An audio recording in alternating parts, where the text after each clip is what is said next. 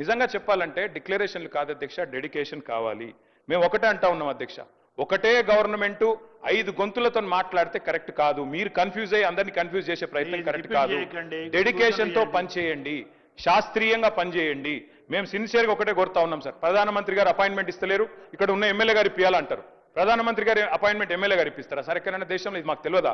ముఖ్యమంత్రి కార్యాలయం నుంచి అడిగితే ఇస్తారు. 52 సార్లు ఢిల్లీకి పోయినారు ముఖ్యమంత్రి గారు, 52 సార్లు పోయినారు, 20 నెలల రికార్డు సార్ ఇది. మరి 52 సార్లు పోయి ప్రధానమంత్రి గారిని చాలా సార్లు కలుస్తారు. ఈ సమస్య తేలాలి అంటే ఇందాక నేను చెప్పినట్టు 2 మార్గాలు ఉన్నాయి సార్. ప్రధానమంత్రి గారి దగ్గరికి అఖిలపక్షం తీసుకుపోమనండి ముఖ్యమంత్రి గారిని. మా పార్టీ నుంచి కూడా వస్తాం, తప్పకుండా మా పార్టీ స్టాండ్ ఇక్కడ చెప్తున్నాం క్లియర్గా, we are in support of this bill అని చెప్తున్నాం. రెండోది సార్, ఏదైనా చేయాలి పని అంటే డెడికేషన్ ఉండాలి సార్, ఉత్త డిక్లరేషన్లతో కాదు. ఆ రోజు కేసీఆర్ గారు నేను ఆంధ్రప్రదేశ్ నుంచి పోతున్నా ఢిల్లీకి, తిరిగి తెలంగాణలోనే కాలు పెడతా అని చెప్పిపోయిండు, సాధించిండు. ఇవాళ ముఖ్యమంత్రి గారు కూడా చిత్తశుద్ధి ఉంటే సార్ వారు కూడా డిసిషన్ తీసుకోవాలా, చెప్పాలా. మరి బీసీ బిల్లు సాధించుడో లేకపోతే నేను మళ్ళీ ఢిల్లీకి హైదరాబాద్కి రానని చెప్పి అక్కడే కూర్చోమనండి, జంతర్ మంతర్లు ఆమరణ దీక్ష చేయమనండి. మేము వద్దుంటున్నామా సార్? కూర్చోమనండి గట్టిగా. ఉండాలి ప్రభుత్వానికి అని చెప్తున్నాను. వినే ఓపిక లేకపోతే ఎట్లా సార్?